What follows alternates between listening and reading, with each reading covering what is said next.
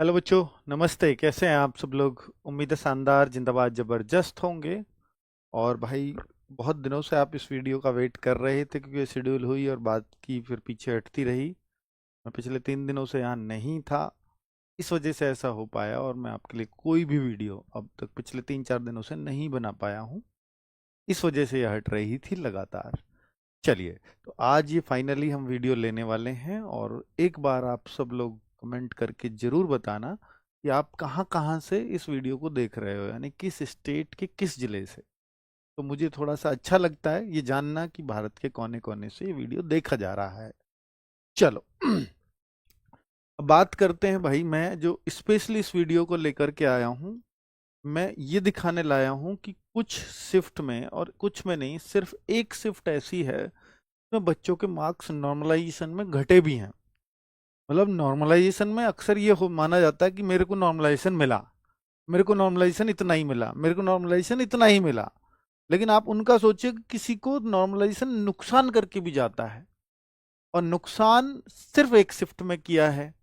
जो अभी तक जो जारी आंकड़े हैं, जो अभी तक हमने डेटा देखा है, उस हिसाब से मैं ये डेटा बता रहा हूं आपको। और एक ही शिफ्ट, जैसे मान लीजिए आपकी 20 की सेकंड शिफ्ट है, तो ऐसा भी नहीं है कि 20 की सेकंड शिफ्ट में सबके बराबर मार्क्स बढ़े हैं। मान लो किसी के 5 बढ़े हैं तो किसी के 7 भी बढ़े हैं और किसी के 2 भी बढ़े हैं। सर ये कैसे हो सकता है? मतलब सेम शिफ्ट में बच्चा बैठा है, किसी के 7 बढ़ जाएंगे और किसी के 2 नंबर बढ़ेंगे। ये तो बहुत गलत बात है। इसी को नॉर्मलाइजेशन कहते हैं। जबकि होना ये चाहिए था कि सबके बराबर बढ़ते, तो फिर एक जस्टिफिकेशन होता है। और ऐसा क्यों होता है? फिर किन बातों का हमें ध्यान रखना चाहिए कि हमारे मैक्सिमम बढ़े नॉर्मलाइजेशन में?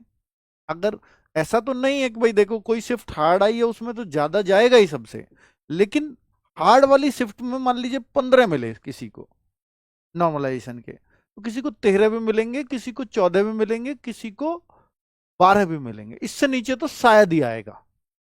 ठीक है, पर आपको 15 ही मिले, इसके लिए क्या कर सकते हैं हम? तो ऐसा संभव है क्या कि इस पे कुछ काम किया जा सकता है क्या? तो मैं उस सारे जवाब आपको इस वीडियो में देने वाला हूँ। समझ में आई बात? ठीक है, कि हम किस पॉइंट ऑफ व्यू पे इस वीडियो को लेकर के आए, और बाद में मैं आपको कुछ फिजिकल की तैयारी के हिंट्स दे करके जाऊंगा कि किन लोगों को फिजिकल की तैयारी करनी चाहिए और किन लोगों को, मतलब जिनको फिजिकल के लिए हेल्प की जरूरत है, तो उसके लिए मैं क्या कर सकता हूँ। वो भी क्योंकि फिजिकल और मेडिकल मैं चाहता हूं कि वो भी मैं ही आपका करवा पाऊं। उसमें मैं जरूर कुछ ना कुछ योगदान दूं, क्योंकि रोजगार तक पहुंचाना आरडब्ल्यूए का काम है। आपको केवल एग्जाम करा करके छोड़ देना, यहां तक हम नहीं छोड़ते आपकी जर्नी को। ठीक है, चलिए अभी मैं बात करता हूँ क्या हो गया। गुरुजी 156 नंबर बन रहे हैं, आपकी टीम से कांटेक्ट कर रहे हैं, कर रहा हूं, लेकिन रिसीव नहीं हो रही है। चलिए, तो जिन बच्चों के 148 प्लस है, मैं आपको बता देता हूं। जिन बच्चों के 148 प्लस हैं, देखिए अभी हमने 148 प्लस वाले और लड़कियां 135 प्लस वाली, वो कल ग्रेटर नोएडा हमने उनको बुलाया हुआ है for medical, pre medical, free of cost आपका प्री मेडिकल होगा। रोजगार विद अंकित ऑफिस लोकेशन डाल देंगे तो बिल्कुल यहाँ पर आप पहुंच जाएंगे। ठीक है, आपको टीम वीम से कांटेक्ट करने की जरूरत नहीं है, हमारा कॉलिंग नंबर है वो आपको पता होगा, उसी के थ्रू आप यहाँ तक आ सकते हैं। या आप सीधा रोजगार विद अंकित डालें, और नियरेस्ट रेलवे स्टेशन भी गाजियाबाद है, metro station knowledge park 3rd है। आप रोजगार विद अंकित ऑफिस आइए, आपका मोस्ट वेलकम। आपके खाने पीने रहने की व्यवस्था हम लोग कर लेंगे। ठीक है, कल सुबह कितने बजे से? 10 AM से। और क्योंकि प्री मेडिकल कराएंगे, एसएससी जीडी के मेडिकल में जितनी भी चीजें होती हैं वो सब कुछ चेक करेंगे, आपको संतुष्ट करके आपकी रिपोर्ट बना करके भेजेंगे आपको। ठीक है, ताकि आपको ये डाउट ही ना रहे कि मैं मेडिकल में भी रह सकता हूँ, क्योंकि फिजिकल और मेडिकल एक्सपेक्टेड है कि इस बार भी साथ साथ ही होंगे। फिर इसके बाद हम बुलाएंगे कि जिन बच्चों के 140 से 148 या 135 से 148 के बीच के मार्क्स हैं। फिर उसके बाद उससे नीचे, तो इस तरह से हम कुछ कैटेगरी वाइज बनाना चाह रहे हैं। इसलिए कर रहे हैं ऐसा ताकि सब बच्चों का कंफर्टेबली हो सके, क्योंकि एक ही दिन में बुलाएंगे तो बहुत भीड़ हो जाएगी, जिसमें आपको भी असुविधा होगी और हमारे डॉक्टर्स भी नहीं कर पाएंगे। 3 टीम भी लगा लें हम, तब भी 3 अलग अलग टीमों को हमने इनवाइट किया हुआ है। ठीक है, चलिए, तो ये मेडिकल की हम ये सुविधा आपको अपनी तरफ से दे रहे हैं, तो जिस बच्चे ने 156 मार्क्स की बात करी है वो आ सकता है कल। ठीक है, क्लियर। तो अटेम्प्ट क्वेश्चन, भाई देखो मैं एक चीज दिखा रहा हूं आपको, ये 5 तारीख की फर्स्ट शिफ्ट, 5 फरवरी की शिफ्ट 1, इसमें आप देखो एक बच्चे के 10.76 मार्क्स प्लस हुए हैं। शिफ्ट का डैश है, इसको माइनस मत सोचना, इतने प्लस हुए हैं। और ये शिफ्ट, इसी शिफ्ट में 5 तारीख की फर्स्ट शिफ्ट में एक बच्चे के 3.34 मार्क्स प्लस हुए हैं। बड़ी बात है ना कि भाई यार, एक के 10.76 बढ़ जाते हैं और एक के उसी शिफ्ट में होने के बावजूद 3.34 ही बढ़ पाते हैं। इसका कारण क्या है? इसका कारण क्या रहा होगा सर? 7 नंबर का अंतर एक ही शिफ्ट में, 7 क्या 7.5 नंबर का, एक को 10 नंबर का नॉर्मलाइजेशन और एक को 3 का। तो ये सेम शिफ्ट में कैसे संभव है? तो फिर हमने इन दोनों बच्चों का जाना कारण, ये जाना, हमने 3.34 वाले बच्चे से बात की फोन पे कि ये, हालांकि ये स्कोर कार्ड से डेटा मैच किया तो सही निकला। फिर हमने कॉल भी किया कि भाई आपके कितने सही थे कितने गलत थे, क्योंकि वो तो स्कोर कार्ड पर रहेगा नहीं। तो हमने फोन करके पूछा, तो बच्चे ने बताया कि सर मेरे 40 क्वेश्चन राइट थे, 40 क्वेश्चन रॉन्ग थे, 80 क्वेश्चन पूरे अटेम्प्ट करके आया था, और मेरे को इसलिए 3.34 मार्क्स का मेरी शिफ्ट में नॉर्मलाइजेशन मिला। फिर हमने देखा कि जिसको मैक्सिमम नॉर्मलाइजेशन मिला, तो इस बच्चे से तो बात नहीं हो पाई क्योंकि उसने फोन नहीं उठाया हमारी टीम का। फिर हमने जो इसी शिफ्ट में जिसको 10.45 मार्क्स का नॉर्मलाइजेशन मिला था, फिर उससे हमने बात की, तो इसने 57 अटेम्प्ट किए थे।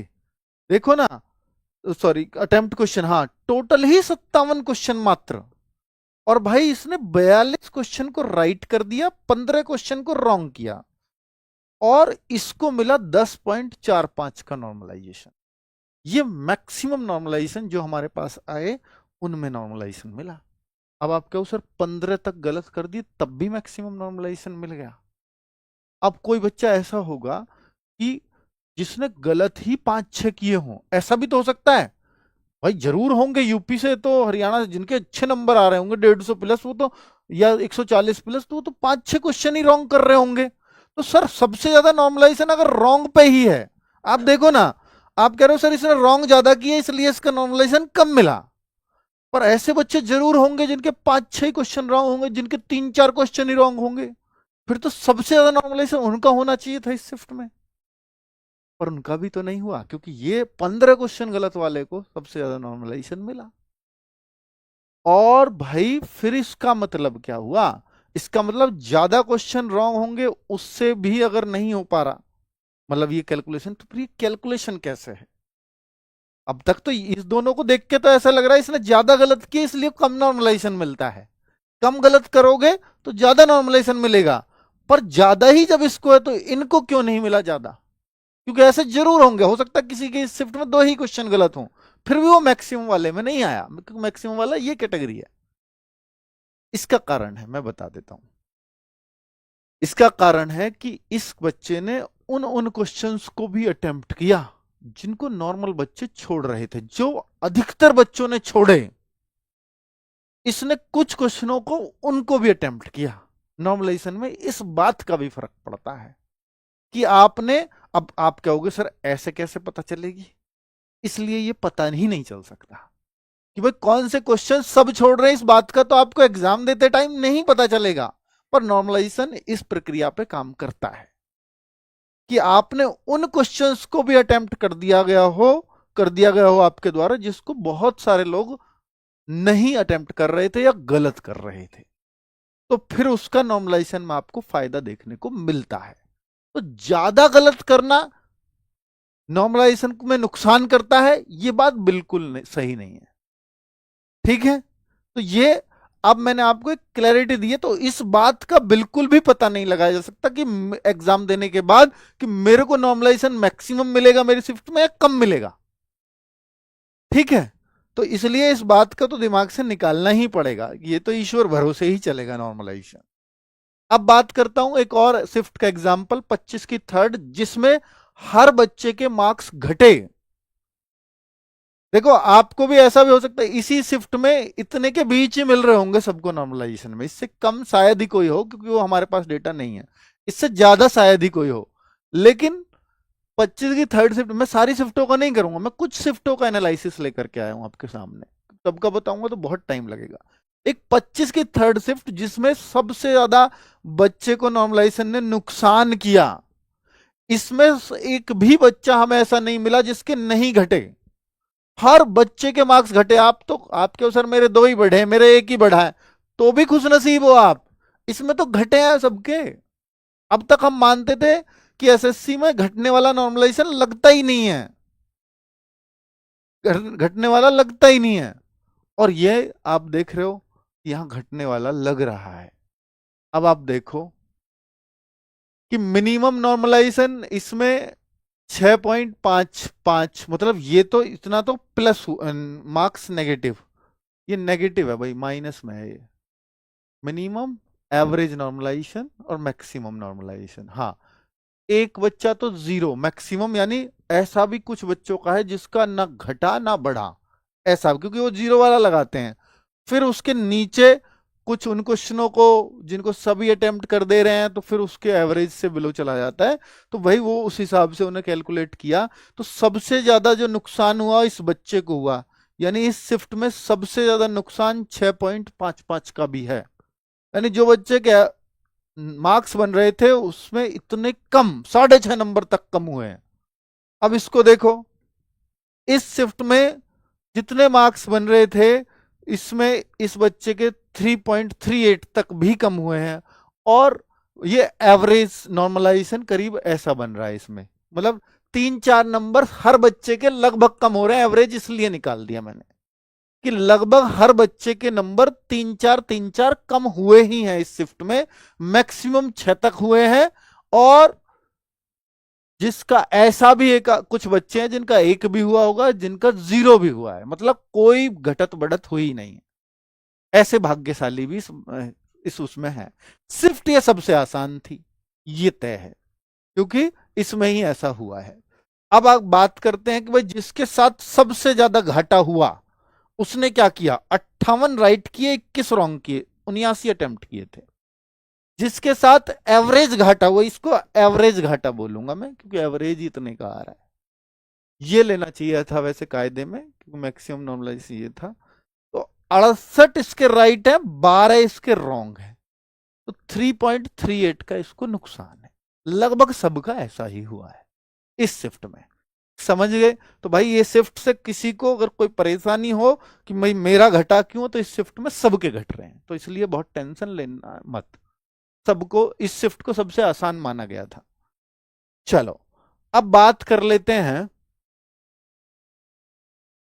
अभी मानते कैसे आसान, भाई जिस शिफ्ट में सबसे ज्यादा नंबर बच्चे पा रहे होंगे उस शिफ्ट को सबसे आसान मान लिया, तो ये एक तरीका होता है जो उस लेवल पे चेक होती हैं चीजें, जब क्योंकि उनके पास सबकी कॉपियां हैं, हम हमारे पास गूगल डेटा दोगे तो भी लिमिटेड ही बच्चे दे पाओगे, सब तो एक एक बच्चा तो नहीं भर सकता कि 25 लाख ने एग्जाम दिया 25 लाख गूगल फॉर्म तो आ ही नहीं सकते। हम जो सारी कैलकुलेशन करेंगे, आप ज्यादा से ज्यादा 1 लाख बच्चे गूगल फॉर्म भर देंगे, उस 1 लाख पे कैलकुलेशन हो सकती हैं, और इनके पास सभी बच्चों का डेटा है तो उस हिसाब से एवरेज निकलता है। ठीक है, तो अभी हम देखें कि किस शिफ्ट में कितना नॉर्मलाइजेशन मिला है, मैक्सिमम क्या है, और उस शिफ्ट में एवरेज कितना नॉर्मलाइजेशन मिला है उसको जानेंगे। 4 फरवरी की फर्स्ट शिफ्ट में मैक्सिमम नॉर्मलाइजेशन ये मिला, और शिफ्ट 2 में इतना मिला, शिफ्ट 3 में इतना मिला, माइनस इसमें कुछ नहीं हुआ, और एवरेज नॉर्मलाइजेशन करीब करीब, मैक्सिमम इतना था, मैक्सिमम लिख दिया, देखो मैक्सिमम ये रहा, मैक्सिमम नॉर्मलाइजेशन 4.6 का, एवरेज सबका तो 4.5 नंबर के आसपास आप देखो 4 फरवरी की शिफ्ट में सबको मिल रहे होंगे, 4 फरवरी की सेकंड शिफ्ट में सबको करीब 8 नंबर मिल रहे हैं, मैक्सिमम इसमें 12.79 तक भी मिले हैं। 4 फरवरी की थर्ड शिफ्ट में मैक्सिमम 7.63 तक मिले हैं, हमारे पास डेटा जो है, आप देखना आपको कितना मिला है, और एवरेज इतना मिला है इस शिफ्ट में।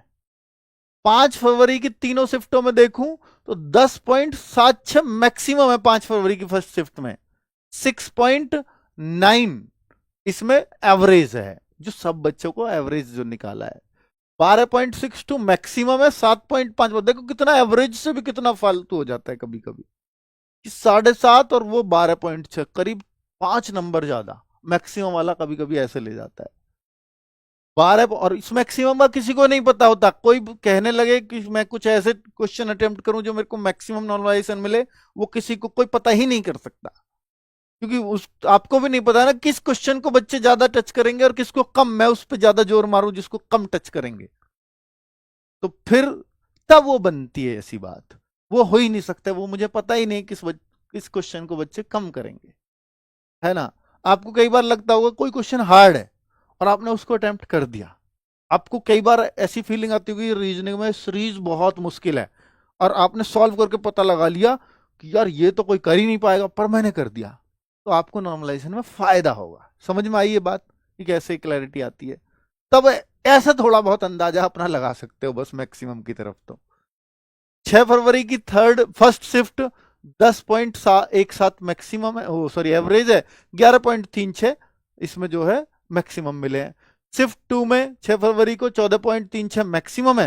अब देखो यहाँ कितना फर्क है, एवरेज इसमें 3-4 का है और मैक्सिमम एक बच्चे को 14.36। हो सकता है इसमें थोड़ा, मुझे नहीं लगता कि इतना फर्क रहता होगा, पर इसमें हो सकता है ये डेटा से चेक ना हो किया हो या किसी ने गलत शिफ्ट भर दी हो, वो हो सकता है।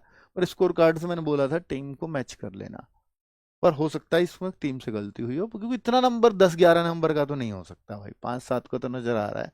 शिफ्ट थर्ड 15 नंबर और ये 8.14, ये एवरेज मिला है इसमें और 15 नंबर मैक्सिमम मिले। तो ऐसे आप हर शिफ्ट का देख सकते हो कि कितना जो है एवरेज नॉर्मलाइजेशन आपकी शिफ्ट में, सबको इसके इर्द गिर्द मिल रहे होंगे, अपनी शिफ्टों में चेक कर लेना।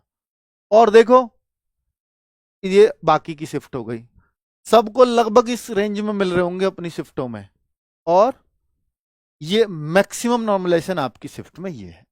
क्लियर, मुझे ये जानकारी आपको देनी थी, तो मैं एक एक शिफ्ट का तो अब नाम क्या ही लूंगा।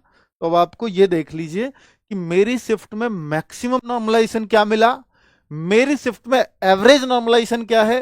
तो आपका जो नॉर्मलाइजेशन होगा लगभग इसके इर्द गिर्द होगा, किसी एक आध विरले को ऐसा भी नॉर्मलाइजेशन आपकी शिफ्ट में मिला है, और ये भी सेम चीज है, एवरेज नॉर्मलाइजेशन ये है, किसी एक आध विरले को ऐसा भी नॉर्मलाइजेशन मिला है। ठीक है, चलो अब मैं आपकी बातें करता हूं। ये नॉर्मलाइजेशन के ऊपर मुझे वीडियो बनाना था जिससे आपको एक क्लैरिटी रहे कि भाई मेरी शिफ्ट में मेरे को ठीक ठाक ही मिला है या नहीं मिला है, कैसे और क्या है, वो मुझे बस थोड़ी सी क्लैरिटी आपको देनी थी जिससे बच्चे संतुष्ट रहे। बहुत सारे बच्चों के मैसेज थे सर मेरे क्यों घट गए नॉर्मलाइजेशन में ये वो, तो आपकी शिफ्ट में सबके ही घटे हैं। चलो अब बात करता हूं कि फिजिकल की तैयारी किसको करनी चाहिए। बहुत सारे बच्चे कट ऑफ को लेकर के दुखी हैं, जो मैंने फाइनल कट ऑफ बनाई है कि सर इतनी नहीं बढ़ सकती इस बार, ये वो कंडीशन बहुत सारी हैं। भाई देखो मैं आपको बताता हूं कि दिल्ली पुलिस 2022-23 की जो कट ऑफ मैंने लगाई थी वो काफी हाई लगा दी थी, और ऐसे लगाई थी वो प्रीवियस ईयर के हिसाब से लगाई थी, और वो शायद सही भी जाती अगर उन्हें फिजिकल के लिए समय मिल गया होता। कंडीशन पूरी बदल गई जब समय 13 दिन का मिला, तो मैंने बता दी कि पिछले प्रीवियस ईयर के हिसाब से कि 8-10 नंबर तक उठ सकती है। और बच्चे ये कहने लगे कि जब 13 दिन में फिजिकल आ गया तो देने तो सब गए, और फिर उन्होंने बोला कि सर हमने तो आपकी वजह से तैयारी नहीं की थी, क्योंकि आप बता रहे थे 8-10 नंबर ऊपर उठेगी। उठी कितनी मालूम? 2 से 3 नंबर। बच्चों ने क्या बोला कि अंकित सर की वजह से रहे हैं। तो मैं वही कह रहा हूं, मेरी वजह से किसी को ना रहना पड़े, क्योंकि मैं तो प्रीवियस रिकॉर्ड के आधार पर लगाऊंगा, बहुत सारे और कारणों को भी बताऊंगा, वो मैंने सब कुछ बता दिए पिछली कट ऑफ में। पर इस बात की बिल्कुल भी गारंटी नहीं होती कि बिल्कुल एग्जैक्ट ही जाएगी। दिल्ली पुलिस इसका सबसे बड़ा उदाहरण है कि वहां जहां 8-10 की एक्सपेक्टेड थी वो 2 या 1 नंबर उठी, और वो बच्चे ये जिनके 5 या 6 नंबर ज्यादा थे जो 8-10 की सोच रहे थे। भाई मैं आपको 8-10 की क्यों सोच रहे थे कि बच्चे भी मैच कर पा रहे थे कि पिछली वाली गई है तो इतनी तो उठेगी। मैं भी कोई ऐसी बातें बोल दूंगा तो मेरे पे क्यों यकीन करोगे, मैं भी रिलेटिव बात बोल रहा हूं इसलिए आप मेरे पे यकीन कर रहे हो। अगर मैं कुछ बेतुकी बातें बोल दूं भाई 50 नंबर उठेगी, आप मेरे पे यकीन कर लोगे? नहीं करोगे ना। तो मैं भी पिछले रिकॉर्ड के आधार पर बोल रहा था, इसलिए बच्चों को भी लग रहा था कि हाँ बात तो सही है, और इसलिए बच्चों को लगा कि यार मेरे को तैयारी नहीं करनी चाहिए, और तैयारी करनी भी चाहिए। कुछ लोगों ने ये था कि यार दे ही आते हैं फिजिकल तो मेहनत से देंगे, पर वो समय ही नहीं मिला। अगर मैं कट ऑफ 2 नंबर भी ऊपर बताता तो बच्चे फिर भी ये रिलेट करते कि 8 तो उठेगी, ये सर ने बस ऐसे ही बता दिए, सब ऐसे करते, है ना। तो वो एक मतलब टाइम पे डिपेंड होता है मेरे भाई, कि आपको वो कैसी कंडीशंस उसने दी हैं, क्योंकि 13 दिन में आप तैयारी करते या नहीं करते तो दिल्ली पुलिस का फिजिकल नहीं हो सकता। तो वो मेरे को भी नहीं पता कि 13 दिन में ही फिजिकल करा देंगे। अब मैं बात ये कह रहा हूं कि कितनी फिजिकल की कट ऑफ उठेगी ये तो किसी को भी नहीं पता। आगे कंडीशंस पता लगी कि बारिश में ही आपको दौड़ा दिया, समझना मेरी बात को। बारिश चल रही है, बारिश पड़ गई और वो दौड़ाते रहे, कोई बच्चा फिसल के गिरा, किसी का कुछ हुआ, फिजिकल में बच्चे फेल होते रहे। तो ऐसी कंडीशंस मिल गई तो फिर तो दौड़, फिर तो कट ऑफ कम चली जाएगी ना, कम ही उठ पाएगी ना। तो ऐसी कंडीशंस पे बहुत डिपेंड करता है। इसलिए मैं कह रहा हूं कि हर एक बच्चे को फिजिकल की तैयारी करनी चाहिए, जिन भी बच्चों को फिजिकल की कट ऑफ में आ गए हैं। कुछ भी ना सही तो आपको एक एक्सपीरियंस तो बहुत अच्छा हो जाएगा, यार मैं वहां तक गया, आपका मेडिकल फ्री में हो जाएगा। आप तैयारी ही नहीं करके जा रहे हो तो दौड़ में ही रह गए ना, तो मेडिकल होगा और दौड़ में निराश होकर लौटोगे। कम से कम खुश खुश होकर लौटोगे, और लास्ट टाइम तक ये रहेगा कि यार मेरा आ सकता है, नहीं कम से कम एक उत्साह तो रहेगा।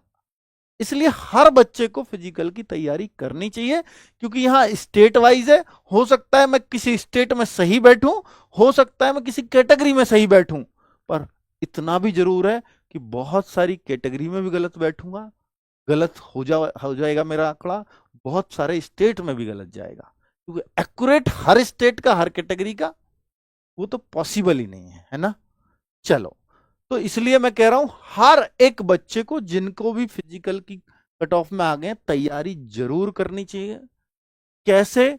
इसके लिए मैं आपको एक साधन बता रहा हूं, जिसको अब मैं बहुत सिस्टमेटिकली शुरू करने वाला हूं, अभी तक नहीं किया, अब करने वाला हूं।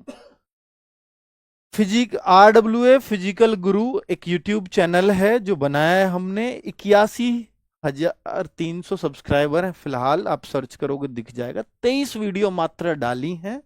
इसमें मैं एक ऑनलाइन बैच बना रहा हूं, ऑनलाइन बैच SSC GD के नाम से। ऑनलाइन बैच ये एकदम फ्री रहेगा, क्योंकि आज तक आपने सुना होगा कि यार फिजिकल की तैयारी ऑफलाइन ही हो सकती है, कहीं एकेडमी ज्वाइन करने से ही हो सकती है, पर वहां भी क्या है, गाइडेंस ही तो मिलती है आपको। और वो गाइडेंस आपको अगर ऑनलाइन मिल जाए हर एक बच्चे को, और अगर आप उसे फॉलो कर लो, तो आपको कहीं भी जरूरत नहीं पड़ेगी कहीं भी फिजिकल में जाने की। बिल्कुल मेरा वही प्रयास है कि अगर उन सभी गाइडेंस को अपने घर फॉलो कर लो, उन सभी एक्सरसाइजेज को जो आपकी दौड़ को इंप्रूव करा सकती है, उस सभी डाइट्स को जो आपको दौड़ को इंप्रूव करने के दौरान लेनी चाहिए, अगर वो सारी जानकारी आपको आपको ऑनलाइन मिलती रहेगी, तो मुझे लगता है कि घर से अच्छा खाना आपको कोई एकेडमी नहीं दे सकती। ये मानते हो कि नहीं? घर से अच्छा नहीं दे सकती। अगर दे सकती है तो भाई वो एक, ठीक है, एक कंबाइंड रूप से उसने खाना दिया, बट वो जो आपके इमोशंस अपने घर से जुड़े हुए होते हैं, तो वो निश्चित तौर पर आपको वो फील कराते हैं कि हाँ आपके अंदर वो ताकत है। कई बार आपको लगेगा कि आपने ज्वाइन तो कर लिया कहीं, आप वहां रहने भी लगे, पर मन ही नहीं लग रहा है, तो आप अपनी फिजिकल पावर भी 100% लगा ही नहीं पाओगे, क्योंकि आप मन से खुश नहीं हो वहां पर। और ऐसा होता है, 1 महीने के लिए आप कहीं गए और 1 महीने आपको खुद लगेगा यार यहां तो खाना ठीक है, मान लीजिए खाना कहीं ठीक ठाक मिल गया। पहली बात तो संतुष्ट नहीं होता कोई भी बच्चा किसी भी खाने से, कैसा भी खाना दे दो, पर मान लो खाना ठीक ठाक मिल भी गया, फिर आप मन से दुखी हो, यार मन नहीं लग रहा, वो नहीं है, ये नहीं है, ऐसा नहीं है, वैसा नहीं है, तो फिर आपको फिर दिक्कत होगी, फिर आप वो 100% वहां भी नहीं दे पाओगे। लेकिन घर से ये काम किया जा सकता है। तो मेरे भाई, ऑनलाइन बैच हम SSC GD के लिए ला रहे हैं, फ्री ऑफ कॉस्ट होगा।